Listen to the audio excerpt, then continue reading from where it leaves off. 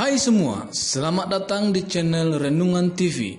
Baru-baru ini Bapak Pendeta Saifuddin Ibrahim mulai rajin live streaming di channel YouTube-nya dan membuka sesi tanya jawab.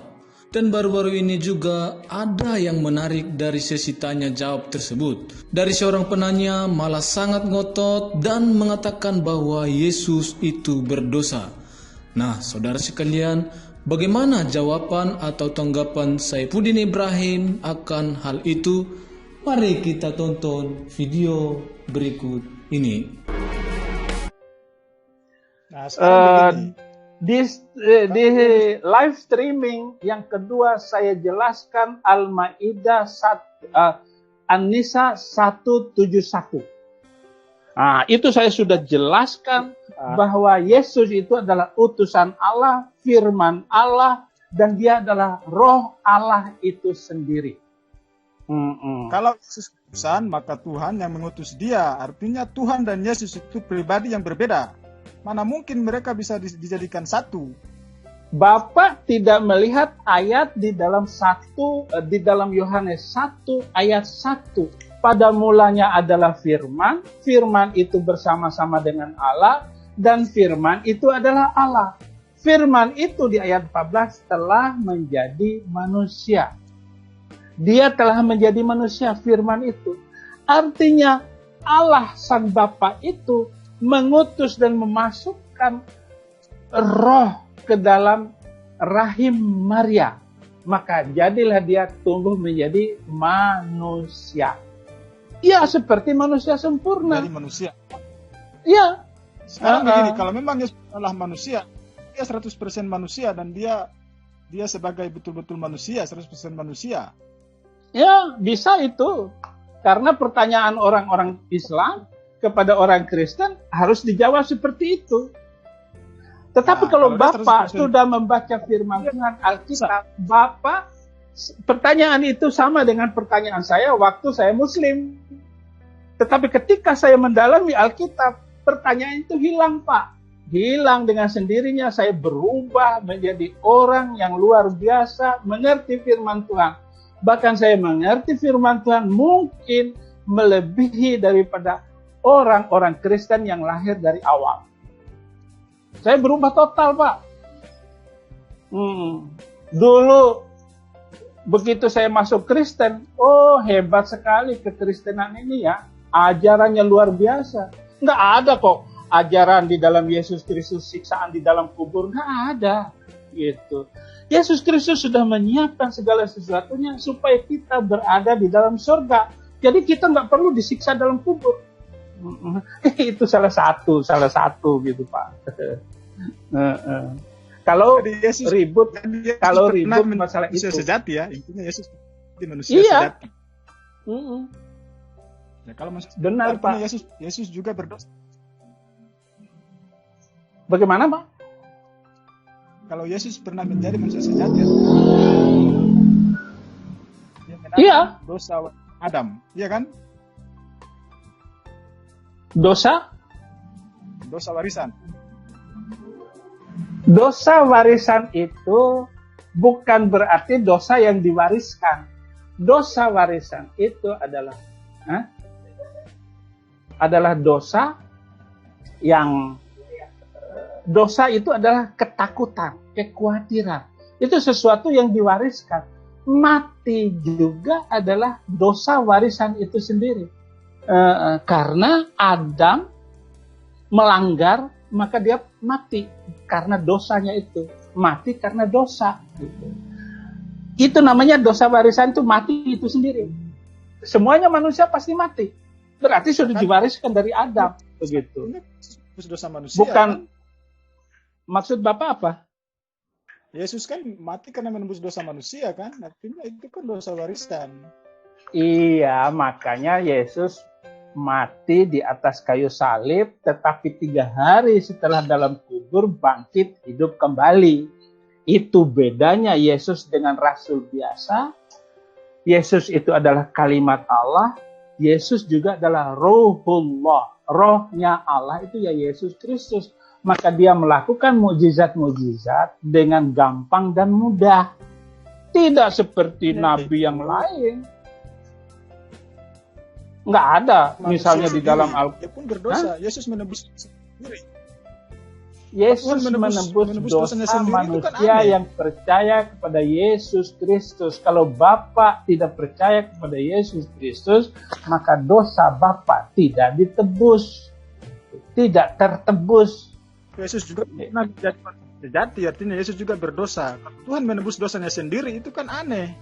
Contoh, tunjukkan saya di manakah Yesus berdosa. Mana ayatnya? Nah, ini kan secara logika kan Bapak bilang. Jangan pakai logika. Jadi manusia sejati kan? Ini secara jangan logika. Asal buka mulut. Nah, pakai ayat. Kan? Bos, bos, pakai ayat. Nah, jangan itu. ngomong, asal ngomong gitu. Kalau asal ngomong logika kayak begitu, masa Tuhan berak? Sendiri ngomong kan jelas Yesus pernah menjadi manusia. Bukan. Manusia. Bung, tunjukkan saya di mana ayatnya Yesus berdosa. Ayo, tunjukkan. Kalau ada satu ayat di dalam Al-Quran, di dalam hadis, Yesus berdosa, saya masuk Islam lagi. Gak usah pakai logika. Gitu. Bukan masalah ayat, bahwa Yesus dan pernah menjadi manusia sejati. Iya, benar itu karena kan orang Islam suka bertanya seperti itu. Bapak bilang Yesus berdosa, tunjukkan saya ayatnya di dalam Al-Quran, di dalam hadis, Yesus berdosa.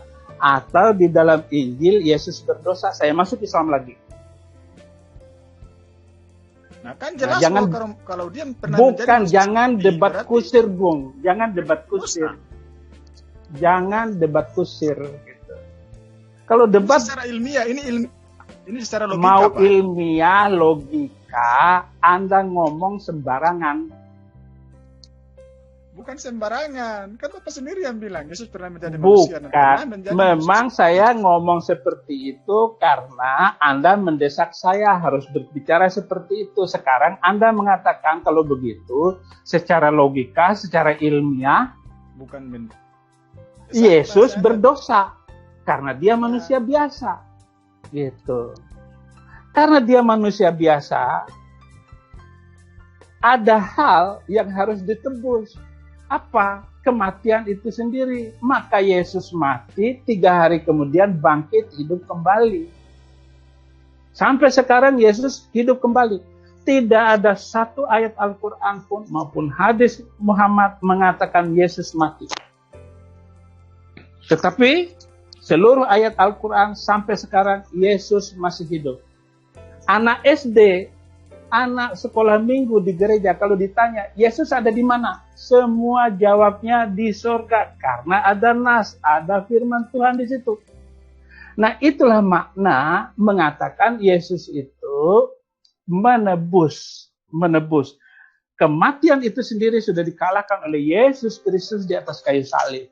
Itu sebabnya saya tidak pernah ragu sedikit pun. Begitu Bung maksud saya.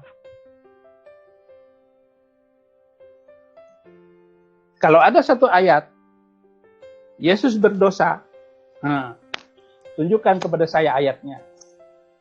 Nah, kalau dia menjadi manusia biasa dan manusia sejati sudah pasti berdosa. Karena itu kan ada dalam ajaran Alkitab, Pak, bahwa manusia itu berdosa dan ditebus dosanya oleh Yesus sendiri. Iya, kata Anda seperti itu. Tunjukkan saya ayatnya, Yesus berdosa.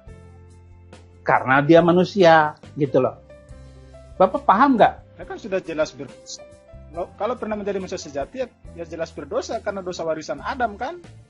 Iya. Maka kematian itu, dia mati di atas kayu salib, dia tebus di atas kayu salib, dia mati, bangkit, hidup kembali. Bahkan di dalam ayat Al-Quran, surat Maryam ayat 33, wassalamu, keselamatan, wassalamu ala yaumu wulistu, wa yauma amutu, wa yauma aba'atu hayya.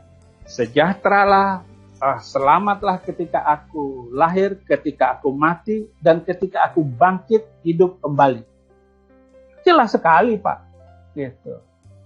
Kalau Bapak memaksakan cara berpikir karena Yesus itu manusia, maka dia berdosa dong.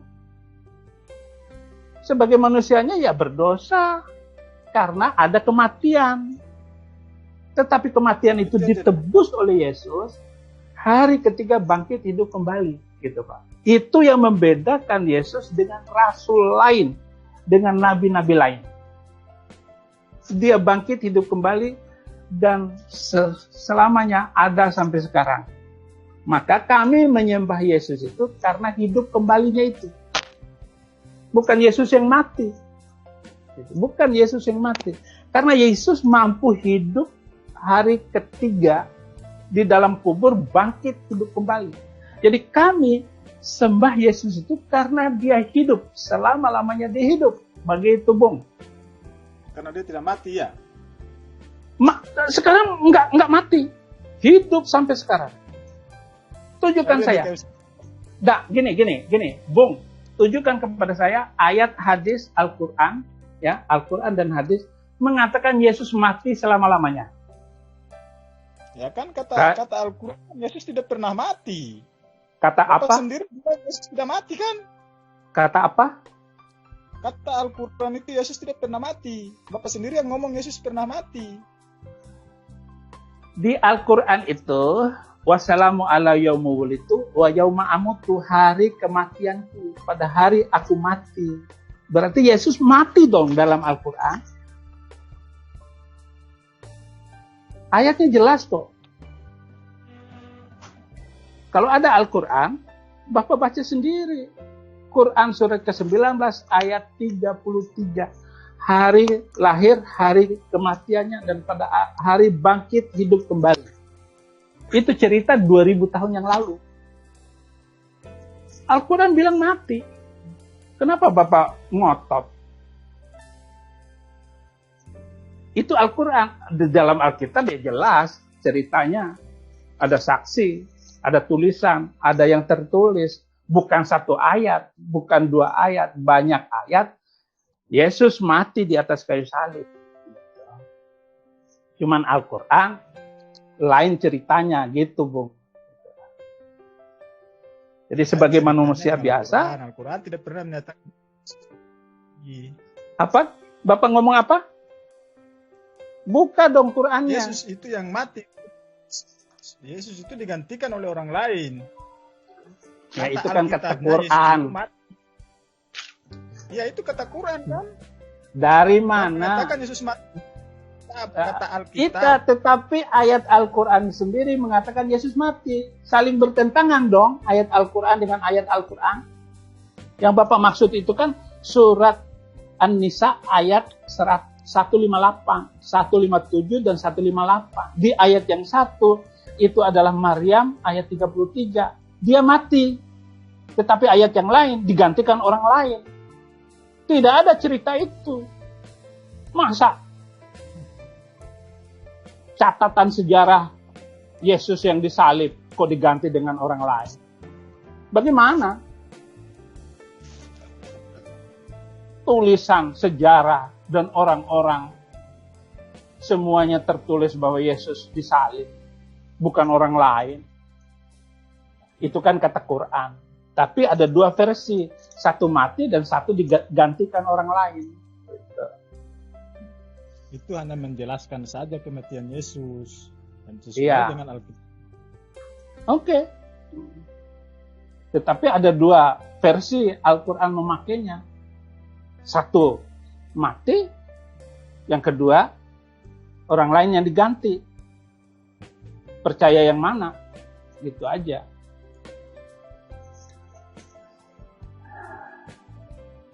Oke, moderator.